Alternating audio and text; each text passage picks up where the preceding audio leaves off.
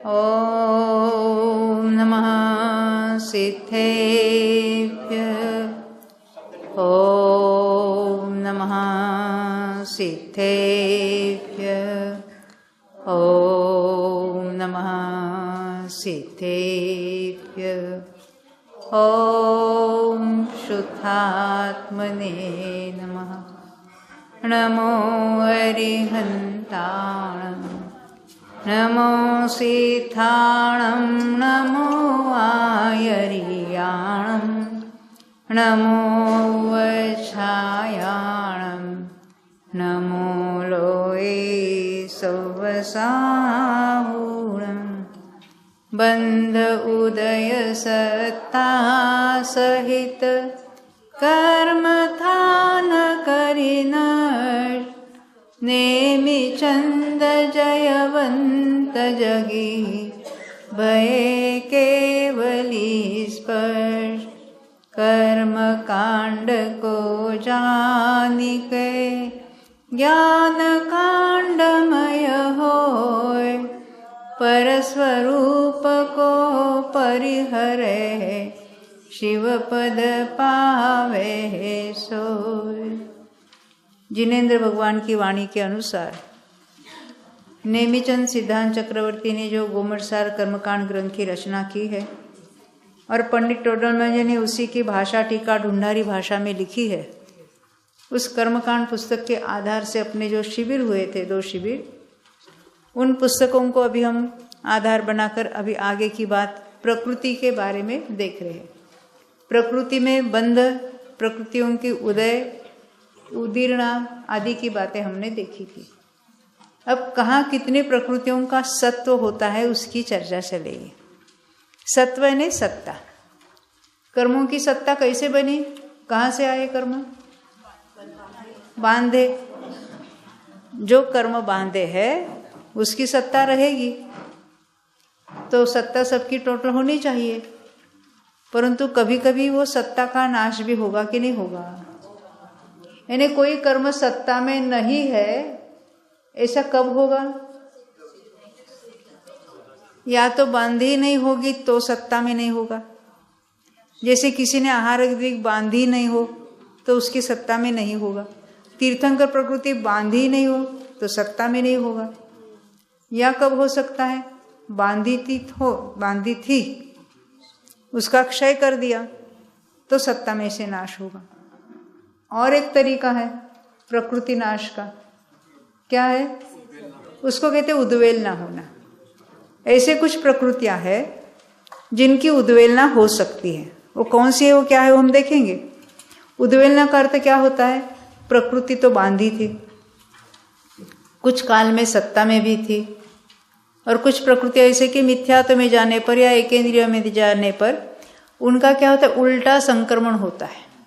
सजातीय अन्य प्रकृति रूप ट्रांसफर होते होते नष्ट हो जाती है, उसको कहते उद्वेलना। जैसे किसी ने मिथ्यात्व में से सम्यक तो प्राप्त किया तो सम्यक मिथ्यात्व सम्यक प्रकृति तैयार हुई, उसका सत्ता बनी। अब वही जो फिर मिथ्यात्व में चला गया तो असंख्यात वर्षों तक क्या होता रहता है? वो सम्यक प्रकृति और सम्यक मिथ्यात्व है, वो मिथ्यात्व रूप से टर्न होता रहता है, जिसको कहेंगे संक्रमण। क्योंकि संक्रमण प्रति में थोड़े थोड़े परमाणु का होगा, परंतु ये क्या है? अंतर्मूर्त में असंख्यात निषेकों का उद्वेलना होकर नाश हो जाता है, तो उसको कहेंगे उद्वेलना। तो ऐसे उद्वेलना चलते चलते चलते पहले सम्यक प्रकृति पूर्ण नष्ट हो जाती है, फिर सम्यक मिथ्यात्व भी नष्ट हो जाता है, फिर मिथ्यात्व अकेला रहता है।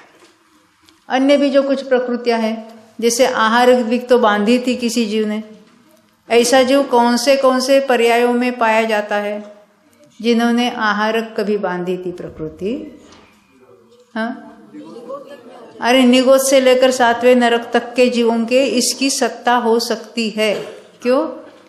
क्योंकि ऐसे परिणामवश पहले मुनि हुए थे, भावलिंगी थे, तभी तो आहारक विधिक बांधी थी किसी ने, और कालांतर में वो जीव मिथ्यात्व में जाकर किसी भी पर्याय में जा सकता है, तो कुछ काल तक उसकी सत्ता बनी रहेगी।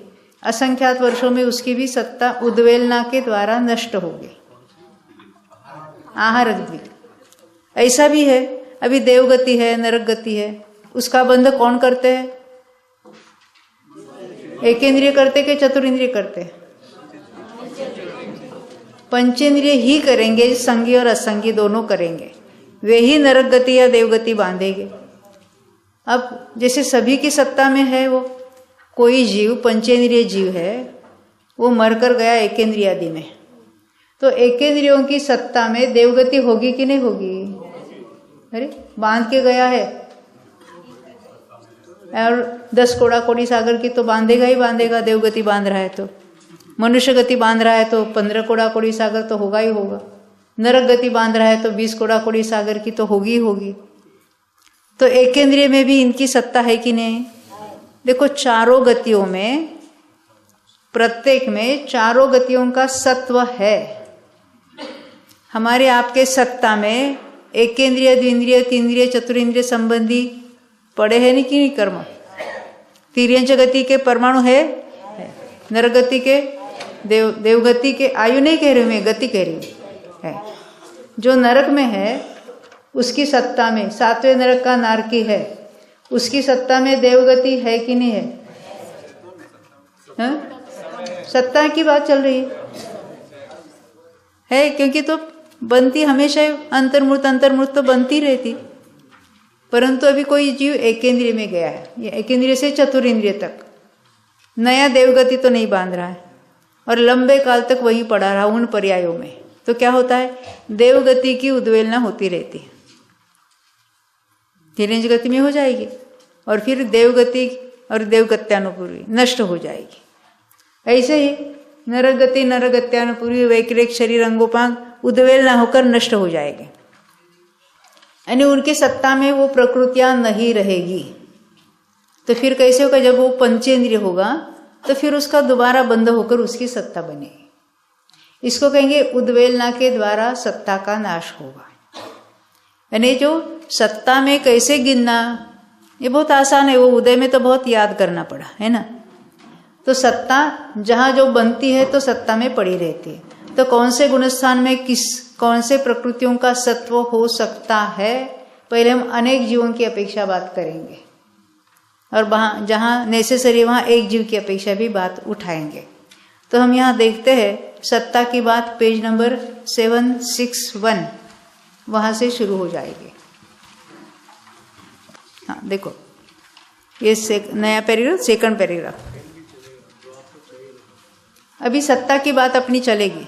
हमने बंध की बात विस्तार से देखी है, उदय की भी बात देखी है। अभी सत्व का अर्थ क्या है? प्रकृतियों की सत्ता। सत्व यानी सत्ता, क्या कहा? सत्व यानी प्रकृतियों का सत्व यानी उनकी सत्ता। जब बनती है तो उसकी सत्ता बन जाती है। तो देखो क्या कहते हैं, अभी हमने देखा मिथ्यात्व की सत्ता है कि नहीं है, क्योंकि अनादि से बांधा था। तो जो सम्यक दृष्टि हुआ है उसकी सत्ता में मिथ्यात्व है कि नहीं है ना? क्योंकि तभी तो फिर गिरकर मिथ्यात्व में आ जाता है। अगर वो क्षायिक सम्यक तो प्राप्त करेगा तो हम कहेंगे उसकी सत्ता में नहीं है। तो मेरा एक प्रश्न है, मिथ्यात्व की सत्ता ऊपर कौन से गुणस्थान तक हो सकती है? 11वें तक हो सकती है। सत्ता की बात चल रही है, वो ना नई बन रही है ना नए का उदय हो रहा है। फिर भी सत्ता जब तक उसका क्षय नहीं होता तब तक उसकी सत्ता बनी रहेगी।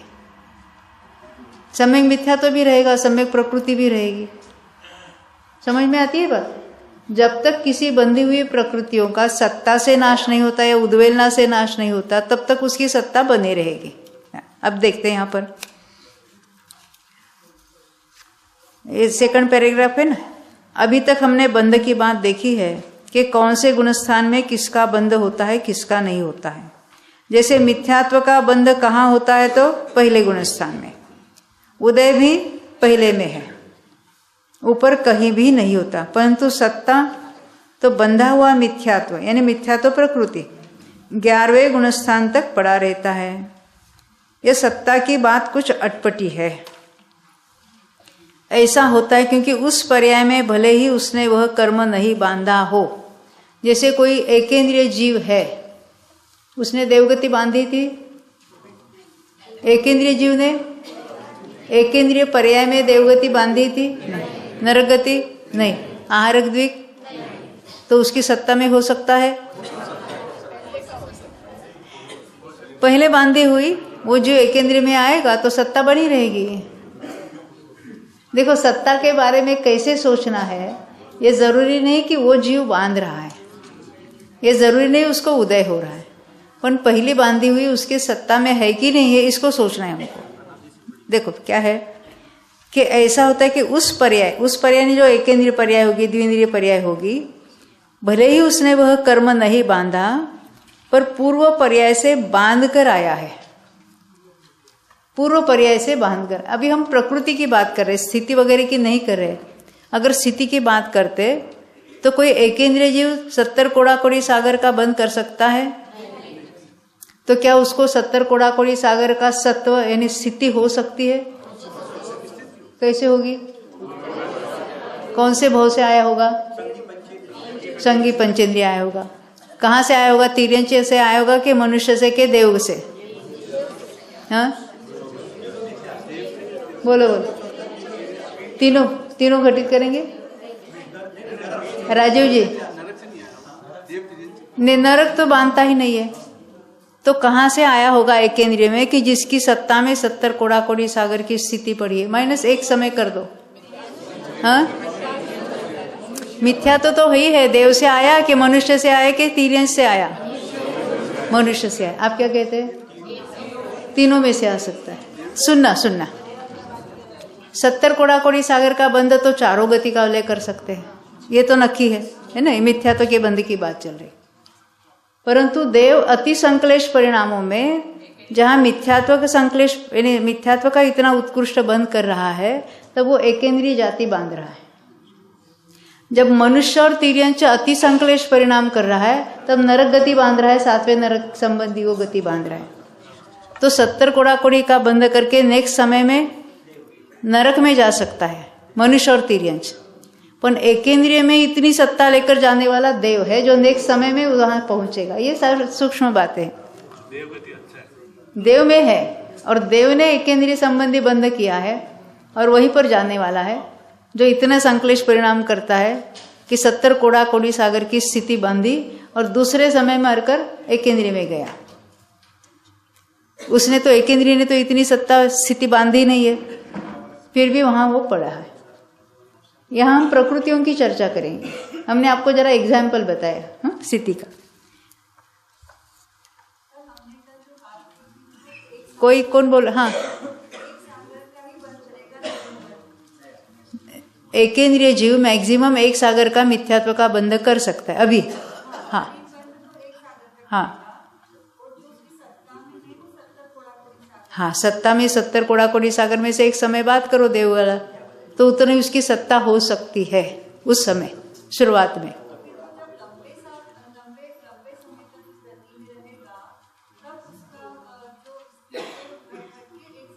हाँ तो लंबे काल तक जो असंख्यात वर्षों तक वहां रहेगा, तब वो स्थिति भी वो कांडक घात होते हैं उसकी, और वो घटते घटते घटते मैक्सिमम कम हो जाएगी तो एक सागर तक आ जाती है। ये उसका अर्थ है। हाँ। फिर वो पंचेंद्रिय में जाएगा तो फिर उत्कर्षण होते होते होते कुछ भी बढ़ सकती है। अब आगे देखते हैं। अगर मनुष्य तिर्यंच का जीव है, उसका आयु का बंध एकेंद्रिय का हो गया है, उसके बाद वो 70 कोड़ा कोड़ी सागर का मिथ्यात्व नहीं करेगा? मिथ्यात्व करेगा, परंतु उसके साथ मरकर नहीं जाएगा। यानी 70 कोड़ा कोड़ी सागर का बंध किया तब वो नरक गति बांध रहा है, भले उसने आयु एकेंद्रिय संबंधी बांधी है, तो क्या होगा? और अंतर्मुख चला जाएगा। जब एकेंद्रिय में जाने वाला है तो जाने के पहले एक अंतर्मूर्त, अंतिम अंतर्मूर्त में वो तिर्यंच गति और एकेंद्रिय जाति बांध रहा है। जहां जाना है उस संबंधी अंतिम अंतर्मूर्त में उसका बंध होता है। तब 70 कोड़ा कोड़ी का नहीं करेगा, वो कम करेगा। वो कहाँ कितना करता है सारा हिसाब है। हाँ ये महाबंध तो इससे भरा हुआ है। क्या कहते हैं? अब हम अनेक जीवों की बात कर रहे हैं, तो मिथ्यात्व गुणस्थान में टोटल अभी टोटल सत्व प्रकृतियां कितनी है? देखो यहाँ लिखा है, देखो 148। वही उसको अगर हम शॉर्ट में कहेंगे तो 122 भी कह सकते हैं। हम 148 का यहाँ हिसाब लगाएंगे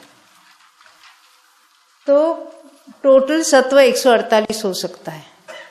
कैसे होगा 148? कब होगा? हाँ?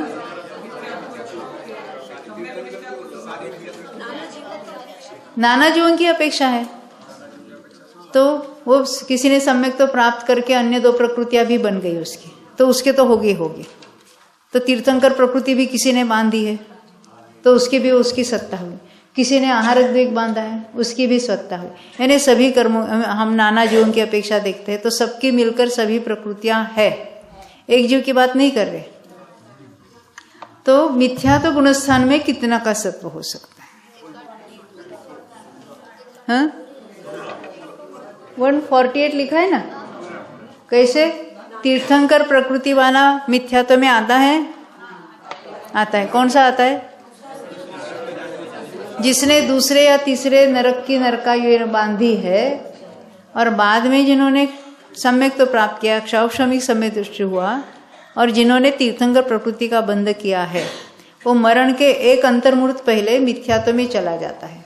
अब वो वहां तीर्थंकर प्रकृति बांध नहीं रहा, पर उसकी सत्ता में तीर्थंकर प्रकृति है। कोई अन्य ऐसा जीव है जिसने आहारक बांधी थी जब वो मुनि थे, कालांतर में मिथ्यात्व में जाकर अभी मिथ्यात्व गुणस्थान में है, तो जब तक वो आहारक द्विग की उद्वेलना नहीं करता है तब तक उसकी सत्ता है। तो यहाँ 148 जो है, किसी को तीर्थंकर प्रकृति की सत्ता है, किसी को आहारक की सत्ता है, परंतु किसी एक जीव को मिथ्यात्व गुणस्थान में एट ए टाइम दोनों की सत्ता नहीं हो सकती। यानी कोई ऐसा जीव है कि जिसने तीर्थंकर प्रकृति भी बांधी है, आहारक द्विग भी बांधा है, और वो मिथ्यात्व में जावे, ऐसी बात नहीं हो सकती। क्या सम्यक दृष्टि रहते हुए दोनों की सत्ता हो सकती है? बोलो, हो कैसे? तीर्थंकर प्रकृति बांधी है, अब ऐसे मुनि होकर वो तो छठे सातवें गुणस्थान में है, तो सातवें गुणस्थान में आहारक द्विग भी बांधे, यानी जिन्होंने तीर्थंकर प्रकृति बांधी है वो आहारक द्विग भी बांध रहे, तो सत्ता में सब है। ख्याल में आई ना बात? चौथे गुणस्थान वाले को भी होगा, क्योंकि आहारक बांधने वाले चौथे तक भी आ सकते हैं ना नीचे। हाँ? किसका? उसका उदय तो छठे में आता है। तीर्थंकर यानी तीर्थंकर प्रकृति जिन्होंने बांधी है उनको आहारक का उदय आएगा कि नहीं आएगा ऐसा प्रश्न है। उसकी अपना ही चर्चा नहीं उदय की, क्योंकि आप कहेंगे उनके ऐसा अन्य तीर्थंकर के पास चला जावे, नहीं भी होगा वैसा। हाँ, वैसे उसके कुछ नियम है कि आहारक और मनोपरिज्ञान और औपशमिक सम्यक तो और 4 बातें एट ए टाइम नहीं होती, परिहार विशुद्धि वगैरह, वो उसके डिटेल में अभी हम नहीं जाएंगे। हम यहाँ सत्ता की बात पहले उठाएंगे, क्योंकि जितने हम पॉइंट्स बताएंगे उतने आपको प्रश्न भी निकलने वाले हैं। पहले सामान्य से समझते हैं। क्या कहा? पहले गुणस्थान में सत्व कितनी प्रकृतियों का हो सकता है? अनेक जीवों की अपेक्षा तो सभी प्रकृतियां हो सकती है, परंतु एक सिंगल जीव को तीर्थंकर प्रकृति की भी सत्ता है और आहारक द्विग भी होगा, ये मिथ्या तो में नहीं हो सकता, सम्यक दृष्टि को हो सकता है। ये ख्याल में आई बात? अब आगे बढ़ते देखो, 761 से हमने शुरू किया ना, तो ये एक जीव को क्रम से दोनों की सत्ता हो सकती है। तो क्या ऐसा हो सकता है कि पहले तीर्थंकर प्रकृति बांधी, फिर मिथ्यात्व में आकर ऊपर फिर चढ़ा और बाद में आहारक बांधी, ऐसा होगा? मिथ्यात्व में वही आता है जिसने नरकायु बांधी है, दूसरे तीसरे नरक की आयु बांधी है। समझ आती बात?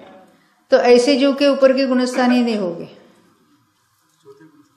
जैसे श्रेणिक राजा नरकायु बांधी थी, तो उनकी सत्ता में आहारक द्विग है क्या? अभी नहीं है, क्योंकि उनके 5वां गुणस्थान भी होगा नहीं होगा, तो छठे सातवां होना का सवाल ही नहीं है। ख्याल में आती है बात? तो कालांतर से हो सकता है। कैसे? किसी जीव ने मुनि होकर आहार द्विग बांधी और फिर भी वो कालांतर में मिथ्यात्व में चला गया, तो उसने आहार द्विग की सत्ता की उद्वेलना द्वारा नाश किया। फिर कालांतर से उसने सम्यक्त्व प्राप्त किया, तीर्थंकर प्रकृति बांधी। अगर वो नरक की आयु बांधी हो तो हो सकता है फिर दोबारा मिथ्यात्व में आया। तो पहले आरक के साथ आया था, अभी वो तीर्थंकर प्रकृति के साथ आया है।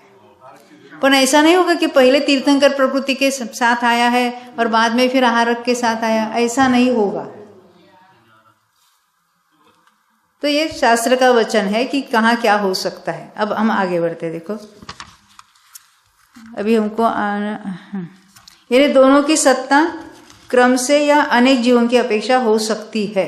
यहाँ तक बात समझ में आई? आपका ये प्रश्न है कौन से सम्यक्त्व वाला तीर्थंकर प्रकृति बांध सकता है। तो सम्यक्त्व भी अनेक प्रकार के होते हैं। हाँ, कौन कौन से होते हैं? औपशमिक, क्षायोपशमिक और क्षायिक। तो इसमें से कौन से सम्यक दृष्टि जीव तीर्थंकर प्रकृति का बंध करेंगे? तीनों कर सकते हैं। तो औपशमिक सम्यक्त्व भी दो प्रकार का है, प्रथमोपशम और द्वितीयोपशम। आपका वे प्रश्न था ना, ये प्रथमोपशम द्वितीयोपशम क्या होता है?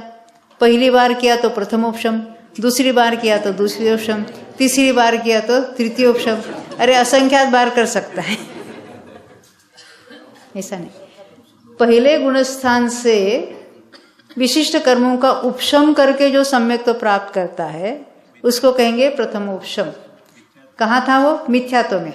पहले गुणस्थान से कोई चौथे में जाएगा, पहले से कोई पांचवें में जाएगा, पहले से कोई सातवें में जाएगा। कर्मों की कौन सी अवस्था हुई वहां पर? उपशम हुआ। कौन से कर्मों का? मिथ्यात्व और अनंतानुबंधी, या मिथ्यात्व सम्यक प्रकृति और अनंतानुबंधी सब मिलकर इतने प्रकृतियों का उपशम करके जो सम्यक्त्व प्राप्त करता है उसको कहेंगे प्रथमोपशम। प्रथमोपशम की कंडीशन क्या है? मिथ्या दृष्टि होना चाहिए, तभी वो उपशम करके सम्यक्त्व प्राप्त किया। अभी कोई जो क्षोपशम सम्यक्त्व प्राप्त करता है तो पहले गुणस्थान से वो भी चौथे में, पांचवें में या सातवें में जाएगा, पर उन्होंने कर्मों का क्षोपशम किया, यानी सम्यक प्रकृति का उदय है, बाकी का मिथ्यात्व सम्यक मिथ्यात्व का उदय नहीं है, अनंतानुबंधी का भी उदय नहीं है। अब द्वितीयोपशम किसको कहना? तो जब प्रथमोपशम के एक अंतर्मूर्त के बाद वो क्षोपशम सम्यक दृष्टि हो गया, उसके मिथ्यात्व में नहीं गया तो उसको क्षोपशम सम्यक तो हो गया अपने आप, यानी सम्यक प्रकृति का उदय चल रहा है और उसका सम्यक तो बना है, तो उस सहित वो श्रेणी चढ़ सकता है क्या? ये मेरा प्रश्न है। क्यों? जो सम्यक प्रकृति वो है तो दर्शन मुनि की प्रकृति, और उसमें कुछ सूक्ष्म दोष लगता है जिसको कहेंगे चलमल अगाढ़ दोष। तो इस तरह से इतनी निर्मलता नहीं है जैसे औपशमिक सम्यक दृष्टि की या क्षायिक की है, तो वो श्रेणी नहीं चढ़ सकता। तो क्या होता है? सहज रूप से उसकी विशुद्धि ऐसी बढ़ती है कि वो क्षोपशम सम्यक दृष्टि जीव, पहला कौन सा था? मिथ्या दृष्टि, उसने उपशम किया तो उसको प्रथम उपशम हुआ। अब ये ऑलरेडी क्षोपशम सम्यक दृष्टि है, कौन सा? सातवें गुणस्थान वाला। अब उसकी विशुद्धि बढ़कर वो श्रेणी चढ़ने वाला है, तो वहां शुरुआत में क्या होता है? वो क्षोपशम में से फिर तीनों का उपशम करता है, उसको कहेंगे द्वितीयोपशम। प्रथमोपशम कब कहा था? मिथ्यात्व अवस्था में प्रथमोपशम करके उसने सम्यक्त्व किया था। अब ये कौन सा जीव है? सातवें गुणस्थान वाला है, उसने कर्मों का उपशम करके औपशमिक सम्यक्त्व प्राप्त किया, उसको कहेंगे द्वितीयोपशम। यानी द्वितीयोपशम करने वाला सातवें गुणस्थानवर्ती जीव है। हाँ। और तीन कर्म परिणाम के द्वारा वहां उन्होंने तीनों का उपशम किया है। क्षायिक भी द्वितीयोपशम करेगा? हाँ, क्षायिक वाला भी नहीं, देखो क्षायिक वाले की सत्ता में है ही नहीं कुछ। क्षायिक किसको कहेंगे? जिन्होंने मिथ्यात्व, सम्यक प्रकृति और अनंतानुबंधी चार, इन सब का क्षय कर दिया है। प्रवीण जी, क्षयिक किसको कहेंगे? इन सातों कर्मों का जिन्होंने क्षय सत्ता में से नाश किया है उसको कहेंगे क्षयिक सम्यक दृष्टि। अब उसको उपशमिक करने की जरूरत क्या है? उसको जरूरत नहीं, उसमें सत्ता ही नहीं, तो उपशम किसका करेगा? उपशम श्रेणी चढ़ेंगे। उपशम श्रेणी में उपशम किसका किया जाता है? चारित्र मुनि का। जिसने क्षायिक सम्यक तो प्राप्त किया है उसके दर्शन मोहनीय तो है ही नहीं है, अनंतानुबंधी भी चली गई है, तो अभी वो 25 में से वो 4 गई, तो उसके चारित्र होने की 21 प्रकृतियां बाकी है। उसका उपशम करते करते 11वें में पूर्ण उपशमित कर देगा, उसको कहेंगे उसने उपशम श्रेणी चढ़ी। और क्षपक श्रेणी में क्या होता है, उन कर्मों का क्षय करते करते चढ़ेगा, उसको कहेंगे वो क्षपक श्रेणी चढ़ के ऊपर गया। ख्याल भी आती है बात? यानी क्षायिक वाले को द्वितीयोपशम करने का कोई सवाल नहीं है, उसने सत्ता में से नाश कर दिया है। समझ में आती बात ये? ना, द्वितीयोपशम वाला मात्र उपशम श्रेणी चढ़ेगा, क्षायिक वाला कोई भी चढ़ सकता है। हाँ, द्वितीय उपशम एक भव में 2 बार, क्योंकि उपशम श्रेणी एक भव में मैक्सिमम 2 बार कोई चढ़ सकता है। और अनादि से जब से सम्यक तो प्राप्त किया है, अर्धपुद्गल परावर्तन चल रहा है, तो कोई 4 बार कर सकता है मैक्सिमम, उससे अधिक नहीं। पंडित ने जो बताया हजारों बार चढ़ा। द्वितीयोपशम में भी 7वें गुणस्थान में अगर करता है, द्वितीयोपशम 7वें में ही करता है, तो 7वें में द्वितीयोपशम सम्यक्त्व करेगा तो मरण हो सकता है। देखो 7वें में द्वितीयोपशम करेगा तो मरण हो सकता है, करण परिणाम में तो मरण नहीं होगा। फिर भी 8वें की शुरुआत में नहीं मरण होगा, 8वें के उर्वरित भाग में, 9वें में, 10वें में, 11वें में कहीं पर भी मरण हो सकता है, उतरते समय भी कहीं पर भी मरण हो सकता है। परंतु जो द्वितीयोपशम किया ना उसने, जैसे प्रथमोपशम सम्यक्त्व के काल में मरण नहीं होता, यह रूल द्वितीयोपशम के बारे में नहीं है, क्योंकि हमने देखा था द्वितीयोपशम करके बाद में वहां जो मरता है वो देव में द्वितीयोपशम के साथ चला जाता है, और वहां शरीर पर्याप्ति पूरी होते होते उसके पहले वो क्षोभशम सम्यक्त्व प्राप्त कर लेता है, द्वितीयोपशम में से क्षोभशम सम्यक्त्व हो जाता है। तो इनका प्रश्न था कौन से समय दृष्टि को तीर्थंकर प्रकृति का बंध होता है, किसी को भी हो सकता है। हाँ। तो अभी हम ये सत्ता की बात हम आगे बढ़ाएंगे। जो द्वितीयोपशम सम्यक्त्व देव में गया, हाँ, जो द्वितीयोपशम सम्यक्त्व देव में गया है, क्या वहाँ क्षायिक सम्यक्त्व प्राप्त कर सकता है? हाँ, इनका प्रश्न है क्या देव में कोई क्षायिक सम्यक्त्व प्राप्त करेगा द्वितीयोपशम में से? द्वितीयोपशम में से नियम से क्षोभशम समय दृष्टि होगा, तो क्षोभशम में से ही कोई क्षायिक करता है, पर उसके कंडीशन क्या है, कर्म भूमि का मनुष्य होना चाहिए, पहले में पहली कंडीशन। भोग भूमि का क्षायिक हो सकता है, क्षायिक रह सकता है, नया क्षायिक प्राप्त नहीं करेगा, क्योंकि यहाँ जिसने क्षायिक किया है उसके पहले मनुष्य आयु बांधी थी या तिर्यंच आयु, तो वो क्षायिक लेकर भोग भूमि का मनुष्य तिर्यंच हो सकता है, क्षायिक लेकर नारकी हो सकता है जैसे श्रेणिक राजा है, क्षायिक लेकर देव में जाने के तो कोई क्षोभशम के साथ भी जा सकता है, द्वितीयोपशम के साथ भी जाता है, तो देव में जाने के लिए कोई कंडीशन नहीं है। पर देव में या भोग भूमि में कोई क्षायिक सम्यक तो प्राप्त नहीं कर सकता। यहाँ से लेकर जाने की बात अलग है, क्योंकि यहाँ करके वो क्षायिक होकर गया है, वो बात चल गई। अब आगे बढ़ते, देखो हम ये अभी सत्ता की बात देख रहे थे। पहले गुणस्थान में कितनी प्रकृतियों का सत्व हो सकता है, तो 148। कैसे हमने अनेक जीव, नाना जीवों की अपेक्षा ये बात देखी है। समझ में आई पहले गुणस्थान की बात? जिसने तीर्थंकर प्रकृति का बंध किया है उसके पहले नरकायु बांधी थी, बराबर? तो नरकायु बांधने के बाद सम्य दर्शन हुआ, और उसने कितनी नरकायु बांधी, दूसरे या तीसरे नरक की। फिर उसको सम्य दर्शन हुआ, वो क्षायिक करेगा कि नहीं करेगा? नहीं कर सकता, क्योंकि वो पहले नरक में नहीं दूसरे या तीसरे नरक में जाने वाला है, तो उसको क्षोभशम सम्यक तो ही रहेगा। तो उसने तीर्थंकर प्रकृति बांधी। अब वो मरण के एक अंतर्मुहूर्त पहले मिथ्यात्व में चला जाएगा। तीर्थंकर प्रकृति बांध नहीं रहा, उसकी सत्ता है, नरक में जाएगा दूसरे या तीसरे जहाँ की आयु बांधी है, और वहाँ अंतर्मुहूर्त में शरीर पर्याप्ति पूरी होते ही उसको सम्यक तो भी होगा, तीर्थंकर प्रकृति का बंध भी शुरू हो जाएगा। तब हम कहेंगे एक अंतर्मुहूर्त के लिए उसकी सत्ता में तीर्थंकर प्रकृति है, अन्यथा अन्य किसी भी जीव की सत्ता में, मिथ्यात्व में उनकी सत्ता नहीं हो सकती।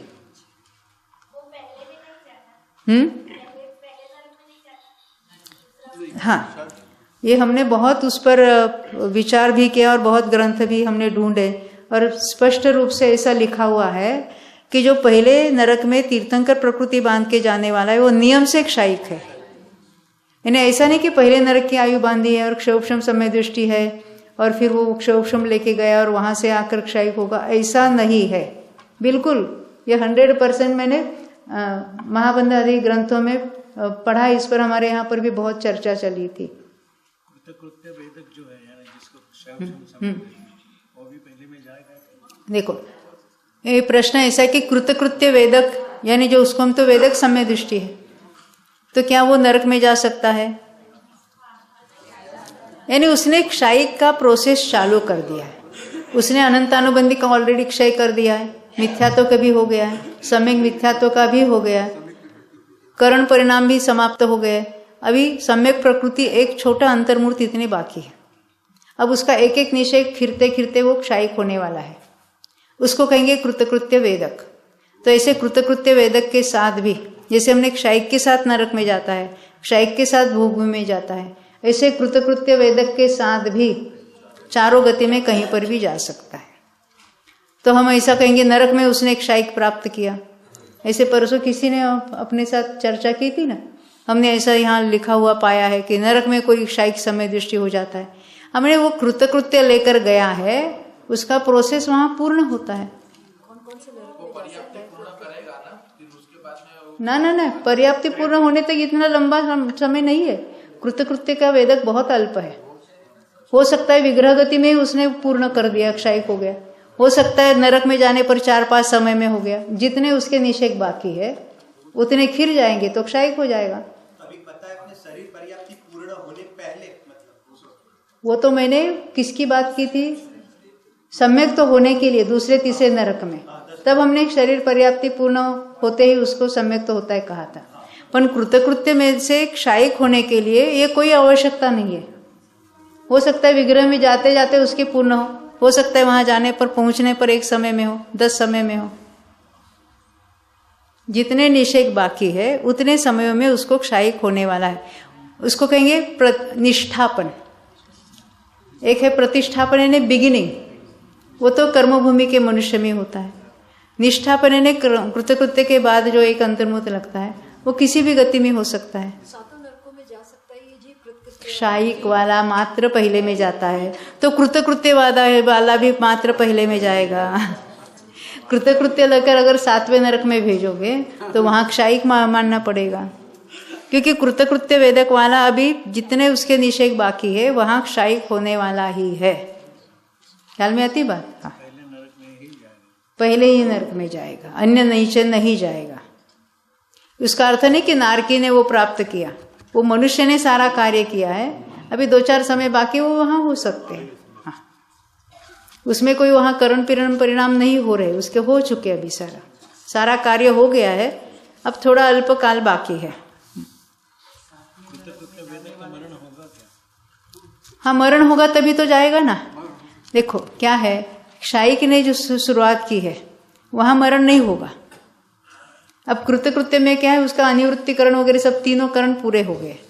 अब कृतकृत्य वेदक के काल में मरण हुआ तभी तो कृतकृत्य के साथ वो नरक में गया। मरण भी हो सकता है। 7वें नरक में जाने वाला चक्रवर्ती वो देखो आपका प्रश्न है चक्रवर्ती है, चक्रवर्ती पद किसको मिलता है? सम्यक दृष्टि को मिलता है, पर वो सम्यक दृष्टि ही रहे कायम ये चीज जरूरी नहीं है। क्योंकि हमने सुना है जो चक्रवर्ती पद में मरता है वो नियम से 7वें नरक में जाता है। तो 7वें नरक में कौन सा सम्यक तो लेकर गया है? अरे मिथ्यात्वी ही वहां चला जाता है। वहां जाने पर किसी को सम्यक तो हो सकता है, उसका निषेध नहीं है, पर वो दूसरे नरक से लेकर 7वें नरक में जन्म लेने वाला जन्म से मिथ्या दृष्टि ही पाया जाता है। किसी भी नरक में सम्यक तो नया प्राप्त कर सकता है, औपशमिक भी प्राप्त सकता है और क्षोभशम सम्यक तो भी प्राप्त कर सकता है। ख्याल में आई बात? वो कैसे प्राप्त हो सकता है? कौन है? नहीं, मैं प्रश्न नहीं समझ में आया। वो नरक में कैसे प्राप्त कर सकता हाँ, नरक में सम्यक तो कैसे प्राप्त कर सकता है? जिस विधि से यहाँ प्राप्त कर सकता है उसी विधि से वहां पर भी प्राप्त कर सकता है, भेद विज्ञान से प्राप्त कर सकता है। हमारी सारी निमित्ताधीन दृष्टि इतनी है, वहां कौन समझाता होगा, क्या करता होगा? अरे इतनी वेदना से पीड़ित है, संगी पंचेंद्रिय है, उसको इतना तो विचार आएगा ना कि ये क्या है। तो जो राग भाव है उससे जो भिन्नता है वो उसके ख्याल में आती है। अब ये सम्यक तो प्राप्त करने की विधि हम द्रव्यान योग में सीखेंगे। अभी अपना जरा विषय आगे बढ़ेंगे, है ना? नहीं तो क्या है ये सत्व की बात इधर ही रहेगी, हमको अभी बहुत और आगे चलना है ना? मोक्ष तक का देखना है ना सब, कहाँ कितना बंद होता है, कहाँ कितनी उदय की बात होती है, कहाँ कितना सत्व होता है, वो सत्व कैसा नष्ट हो जाता है, ये तो हमने कुछ सुना ही नहीं है। देखो इसके बारे में बताती हूँ, जरा पेज नंबर 774 निकालना, 774, क्योंकि हमें ये बंध उदय सत्व सब बहुत कठिन काम लगता है कि नहीं, बोझा लगता है। देखो लोग कहते हैं कितनी तकलीफ होती है, किससे? ये समझने में सुनने में कितनी तकलीफ होती है। हम कुछ नहीं समझते हैं इन कर्मों के बारे में। अरे किन कर्मों का नाश करके इन्होंने सिद्ध पद प्राप्त किया है, और वह कहाँ कहाँ कितना बंध होता है, कहाँ उदय होता है, कहाँ कितना सत्व होता है, कहाँ उसका क्षय करता है, किस विधि से क्षय करते हैं, यह जानेंगे तो यह भी निर्वाण क्षेत्र की यात्रा ही है। हम तो सिद्ध क्षेत्र की यात्रा करना चाहते हैं। हमने शिखर जी की, समय शिखर की इतनी बार वंदना की, बहुत अभिमान से बताते हैं ना, कितनी भी तकलीफ क्यों ना हो, बोले बाद में 4 दिन लेटे रहेंगे या वहाँ जाके मालिश मसाज करवा लेंगे, पर एक बार तो चढ़ के जरूर उतरेंगे। तो ऊपर क्या क्या देखा तारा बेन, आपने बहुत बार किया ना निर्वाण क्षेत्र की यात्रा, तो वहाँ पहाड़ चढ़ने के बाद क्या क्या देखा वहाँ पर। हाँ, वहाँ जो विराजमान किए थे उनके चरण, तो उनके स्पर्श उनमें हमने उसका नमस्कार किया और विचार मन में किया कि हाँ यहाँ से बिल्कुल सीधी श्रेणी में विराजमान है, तो हमें उनका याद आकर बहुत अहोभाव हुआ। पर किस विधि से उन्होंने कर्मों का घात किया, कहाँ कितनी बनती थी, कहाँ कितने का नाश होता है, वो कुछ मालूम नहीं। उन्होंने सिद्ध अवस्था प्राप्त की। केवल वहाँ जाकर भूमि को देखते हैं और उस भूमि में क्या क्या होता है, वहाँ जाने की तकलीफ, वहाँ रिजर्वेशन की तकलीफ, जगह मिलती नहीं तो अपने परिणाम कैसे रहते हैं, है ना? यात्रा, देखो यह यात्रा का निषेध नहीं है, किसी भी यात्रा का या उस परिणामों का निषेध नहीं हो रहा है, परंतु वहाँ हम क्यों जाते हैं? लोग कहते हैं वहाँ से कुछ वाइब्रेशन मिलता है। मिलता होगा? नहीं मिलता, कुछ परमाणु आते होंगे, कल्याण होता होगा, तो क्यों जाते वहाँ? हाँ, क्या क्या भावना भाते हैं, क्या भावना भाते हैं? हम भी सिद्ध बने। हाँ, पर वो किस विधि से? इतना कर्म पड़ा है सत्ता में, उसके उदय कहाँ क्या हो गए, बंध कहाँ क्या हो गए, वो तो कुछ मालूम नहीं है। देखो हम पढ़ेंगे। इनका प्रश्न अलग है, निमित्त असर होएगी कि नहीं? किसकी? सिद्ध क्षेत्र की अगर निमित्त से असर होनी है तो वहाँ चोरी भी करने वाले जाते हैं, वहाँ डोली वाले भी जाते हैं। जिसके स्वयं से वो परिणाम होते हैं तो निमित्त का आरोप आता है। वहाँ चढ़ते समय हम अपने शुद्धात्म स्वभाव की बात करेंगे, उस पर चिंतन करेंगे। जैसे मुनियों ने करके वो मोक्ष गए थे, वैसा चिंतन हम करेंगे तो हमको समय दर्शन भी होगा। हम करेंगे तो ऊपर चढ़ने वाले को ही होगा, घर में बैठने वाले को नहीं होगा। हाँ, तत्व विचार तत्व चिंतन करने वाले को होगा।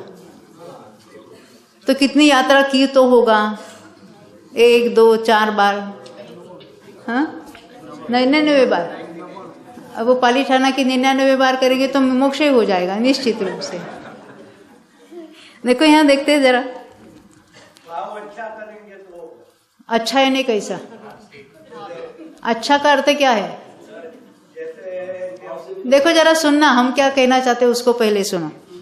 यात्रा करने का निषेध नहीं है, ऐसे भाव जरूर आएंगे, सम्यक दृष्टि को भी आएंगे। अरे मुनिराज भी वंदना करते कि नहीं, वहां पर आएंगे जरूर।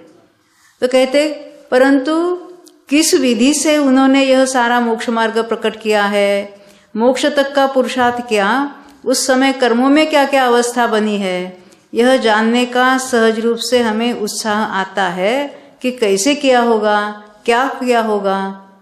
लोगों को लगता है यह क्यों पढ़ना, बार बार यह विषय क्यों निकाल रही हूँ, क्योंकि लोग ऐसा पूछते भी और उसका निषेध भी करते। किसका?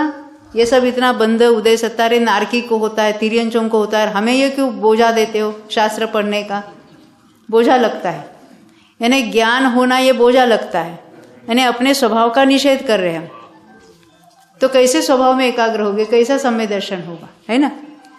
अभी हमारे आपके परिचय की बात बता रहे, कोई क्रिकेट की मैच चलती है, वहां एक एक बॉल कैसा मारा, किसने मारा, पूरा दिन उसके पीछे बिगाड़ देते हैं, फिर उसके हाईलाइट होते उसको भी देखते हैं, उसका रिजल्ट नक्की है कि नहीं है,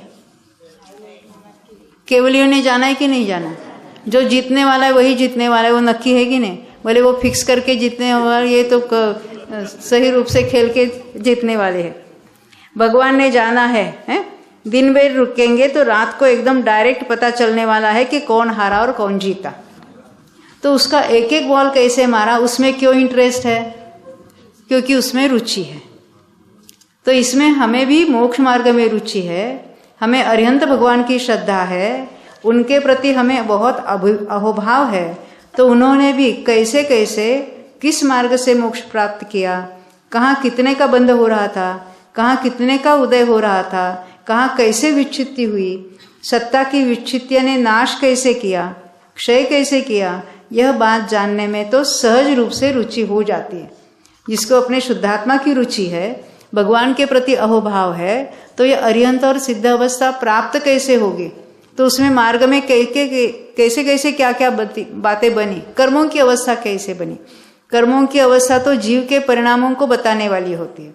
यहाँ तो कहेंगे जीव की विशुद्धि बढ़ी, विशुद्धि बढ़ी यानी क्या, भाव अच्छा करो यानी क्या, अरे हम तो कर्मों की तरफ से आपको सिखाएंगे, बात बताएंगे। और अपना उपयोग इतना सूक्ष्म हो जाता है। हमें लाभ क्या होता है, कर्णानुयोग पढ़ते समय इतना सूक्ष्म उपयोग होता है। मैं बार बार घड़ी क्यों देखती हूँ, अरे अपना ओवर टाइम तो नहीं चलाया। घर में भी हम 1.5 घंटा कंटिन्यूअस कर्णानुयोग पढ़ते नहीं, अपना सामूहिक स्वाध्याय चलता है, तो बार बार लोगों को बताना चाहता है, मुझे बताना अभी 1.5 घंटा पूरा हुआ है ना। इसमें उपयोग इतनी सूक्ष्मता से, यानी उसको एकाग्र हो जाते हैं कि वो पकड़ने में अपना पूरा दिमाग उसमें लगता है। उस समय कौन कौन से भाव उत्पन्न हो रहे, हिंसा, झूठ, चोरी, कुशील, परिग्रह, कुछ नहीं है।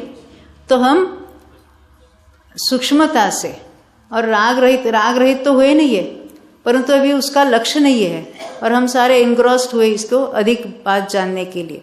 तो उपयोग की सूक्ष्मता बिना तो ये ख्याल में भी नहीं आता। और आत्मा का ध्यान है वो उपयोग की सूक्ष्मता से हो, क्योंकि हमको किसी में एकाग्र होना है, यानी राग रहित होकर एकाग्रता से जो ध्यान होता है उसको ध्यान कहेंगे, है ना। तो यही बात यहां देख रहे, देखो अपना उपयोग इतना सूक्ष्म हो जाता है कि बाहर दुनिया में क्या चल रहा है इसका पता ही नहीं चलता। अभी हम शिविरों में क्या, हमने थोड़े दिनों में 5 ही दिनों में बहुत बड़ा विषय हमको कवर करना है ना, क्योंकि आजकल हमको टाइम ही नहीं है। 28 दिन यहाँ कोई रहेंगे तो हम रोज 1 घंटा पढ़ाएंगे, अरे हम भी नहीं रहेंगे, आप भी नहीं रहेंगे, तो 5 दिन तो निकाल सकते हैं ना। तो रोज के 6-6 घंटे हम यहाँ, पहले तो हम 30 घंटे लेते थे और अंतिम दिन में फिर जाने की जो कुछ चिंता रहती है, इसलिए हम 28 घंटे सिखाएंगे। तो उसमें कुछ तो विषय अपने हाथ में आता है, परंतु ये तो हमें आपको पूरे पारिभाषिक शब्द सिखाने हैं, कहाँ क्या होता है उसमें हमें बहुत एक दिन में इतना सैचुरेट होता है कि दिमाग घूम जाता है ना। फिर भी जाने के बाद शांति से जो हमने 5 दिन में पढ़ा है, तो आपको महीना भर पढ़ो ना, उसमें हमने कहाँ मना कर दी। परंतु यहाँ आप उस विषय से परिचित हो गए हो, कुछ शब्दों के अर्थ ख्याल में आते हैं। यहाँ तो ना कुछ याद में रहने वाला है और ना ही उसमें कुछ हम आपसे चाहते भी है कि आपको बता दो, या ऐसा कुछ नहीं है। आपको समझने की मुख्यता है, और उसको लेकर अभी हम आगे बढ़ेंगे। देखो ये सत्व की बात अपने हो रही थी, निकालो अपना विषय कहाँ चल रहा था। 764-65 पर ये जो वहाँ चार्ट बताए ना, उसके पहले ऊपर हम पढ़ेंगे 765।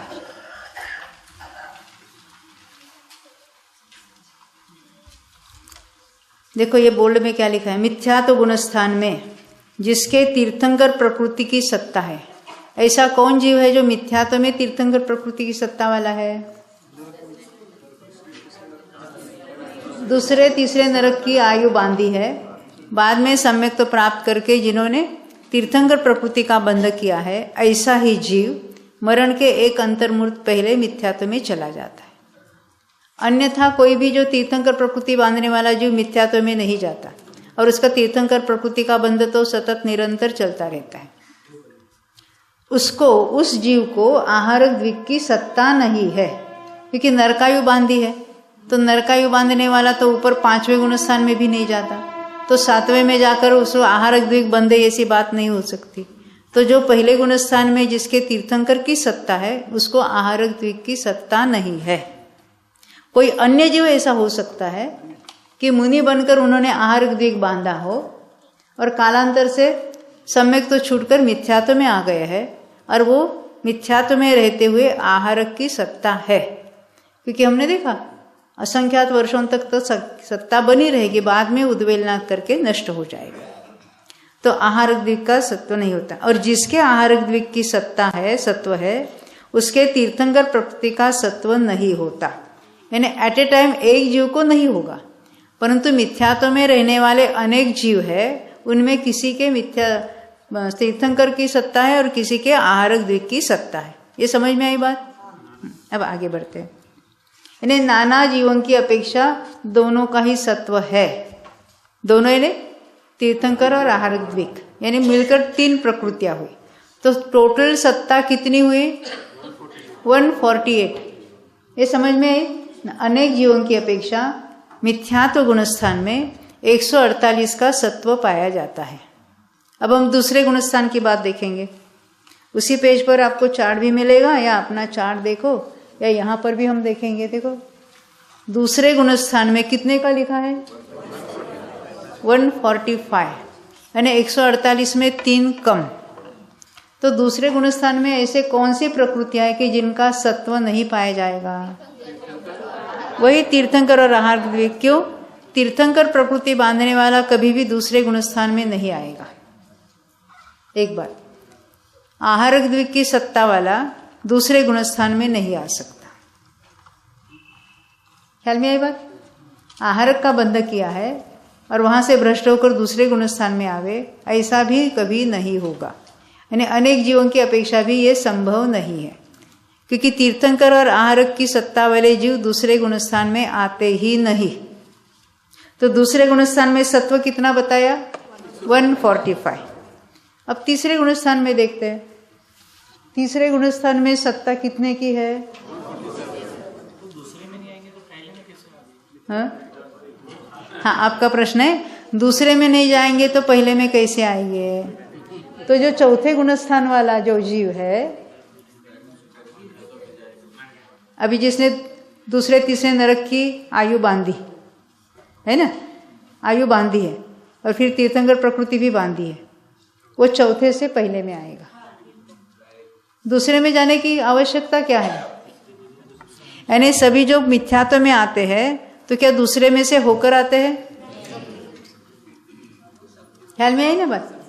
वो चौथे से डायरेक्ट पहले में आते हैं। हाँ, उपशम सम्यक तो वाला उपशम का काल पूर्ण होने के बाद आएगा पहले गुणस्थान में। हाँ, उपशम का काल पूरा हो गया, अभी या तो औपशमिक सम्यक दृष्टि होगा। औपशम सम्यक का काल पूरा होने के बाद क्या क्या हो सकता है? वो क्षोपशम सम्यक भी होगा, या कोई तीसरे में आएगा, या कोई पहले में जाएगा। दूसरे में जाने वाला कौन है? औपशमिक सम्यक्त्व का काल पूरा होने के पूर्व में, जो अनंतानुबंधी के उदय से दूसरे में जाता है। उसकी बात यहाँ तीर्थंकर प्रकृति बांधने वाले को नहीं होगी। ना आहार द्विक को बांधने वाले को भी होगी, ये कहना चाहते। तो तीसरे गुण स्थान में तो एक की सत्ता नहीं है। कौन सा एक?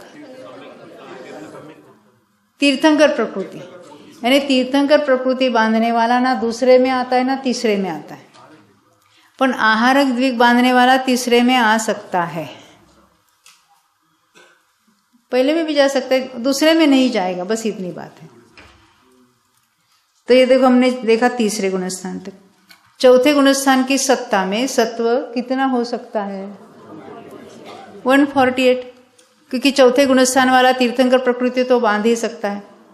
और कोई जो ऊपर आहारक द्विक बांध कर फिर नीचे चौथे तक आ सकते हैं, या कोई आहारक द्विक बांधने वाले मुनिराज है, देव में चले गए, गुणस्थान चौथा है, सत्ता में आहारक द्विक है कि नहीं है? बिल्कुल है। तो चौथे गुणस्थान में 148 की सत्ता है।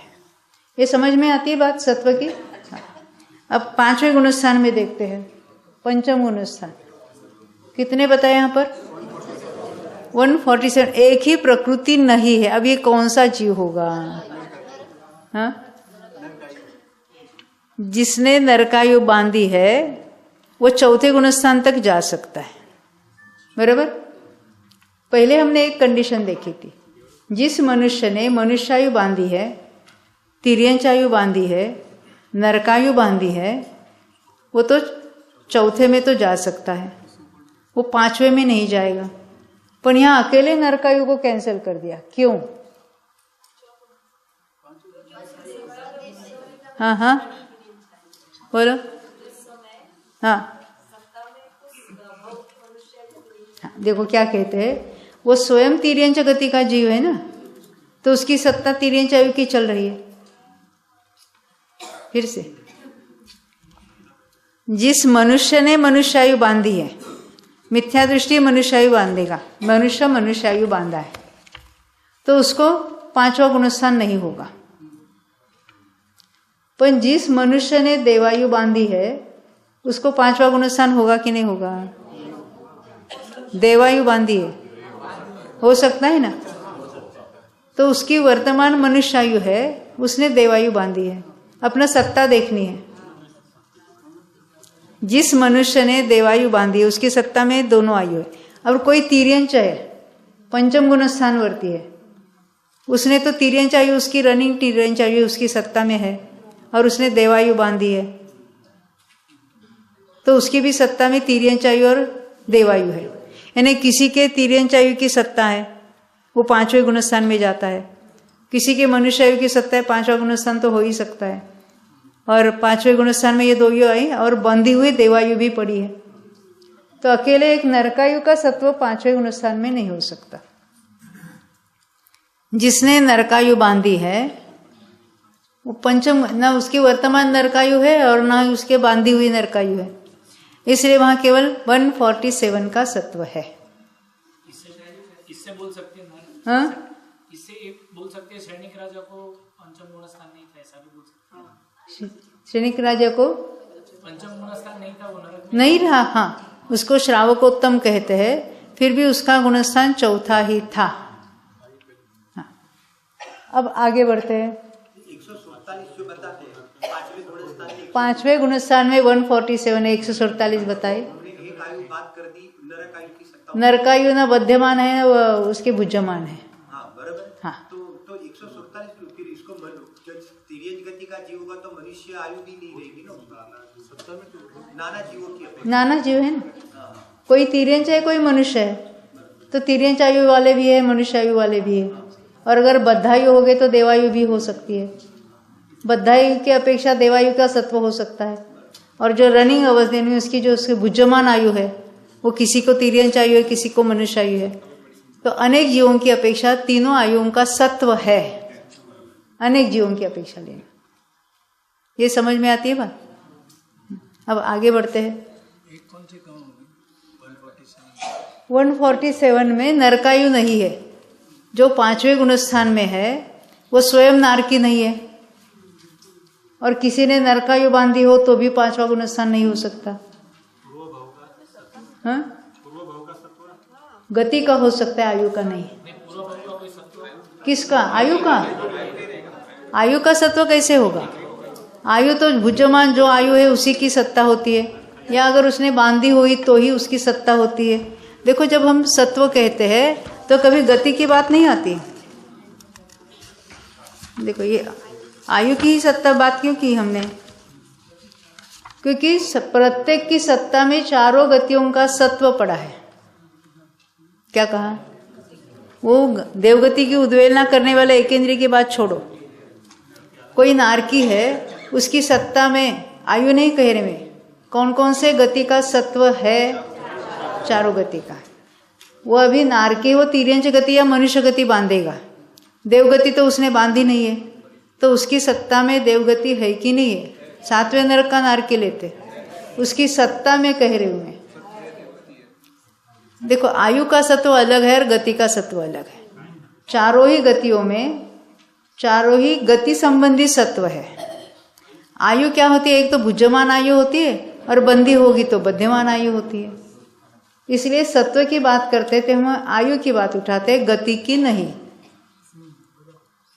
क्योंकि गति बंधी हुई है तो सागरों तक चलती रहती, उसका सत्व है। ख्याल में आई बात ये? हाँ देखो अभी आगे कितना कहाँ तक आए हम? अभी छठे में, छठे सातवें की बात करते। अभी छठे सातवें यानी कौन सी? वो उनकी भुज्यमान आयु कौन सी चल रही है? मनुष्य। अगर बंधी हुई आयु होगी तो कौन सी हो सकती है? देवायु। तो यहाँ ना नरकायु का सत्व है ना तिर्यंच आयु का है। इसलिए 148 में 2 बाद हो गए तो 146 हो गई। यहाँ तक समझ में आई बात? अब यही आगे भी सत्व चला रह सकता है, पर उपशम श्रेणी चढ़ने वाले को अभी उसमें भी 2 मत है। तो द्वितीय उपशम करके चढ़ेगा, तो द्वितीय उपशम करके चढ़ेगा तो अनंतानुबंधी नहीं रहेगी उसकी, तो उसके और 4 हमको कम कर देना है। कितने रह गए? देखो क्या कहते हैं, 146 में से 4 और कम किए, 142। परंतु एक ऐसा मत है कि उसने अनंतानुबंधी की विषय योजना नहीं की है और फिर भी वो उपशम किया है। जैसे हम प्रथम उपशम करने वाला जीव है, वो अनंतानुबंधी की विषय योजना का, वो तो मिथ्या दृष्टि है, उसने तो अनंतानुबंधी और मिथ्यात्व इनका उपशम किया। ऐसा ही वहां कर सकता है, ऐसा एक मत है। एक मत ऐसा है कि द्वितीय उपशम है ने अनंतानुबंधी की विसर्जना की ही है, तो उनको उस सत्व का स्वीकार नहीं है। तो उस अपेक्षा से हम अनंतानुबंधी का सत्व नहीं है ऐसा कहेंगे तो उपशम श्रेणी चढ़ने वाले को 142 की सत्ता है, और वो ऊपर तक 11वें तक तो ऐसा ही रहेगा, क्योंकि उसने किसी भी प्रकृति का क्षय नहीं किया है। यहां तक ख्याल में आई गुणस्थानों की बात? जिसने संयोजना की होगी उसको, संयोजना यानी मिथ्यात्व में, यहाँ विसंयोजना करें। संयोजना की होगी तो उसको 142 की सत्ता रहेगी। हाँ, विसंयोजना करके गया है द्वितीयोपशम के साथ, द्वितीयोपशम के साथ, तो उसको 142 की सत्ता है। विसंयोजन नहीं की तो 146 ही रहेगी। हाँ, तो उसके केवल 2 आयु की सत्ता नहीं है, बस इतना ही लेना। क्षपक श्रेणी की बात हम बाद में देखेंगे, बाद में नहीं, कभी दोपहर में देखेंगे। हाँ, 3 बजे।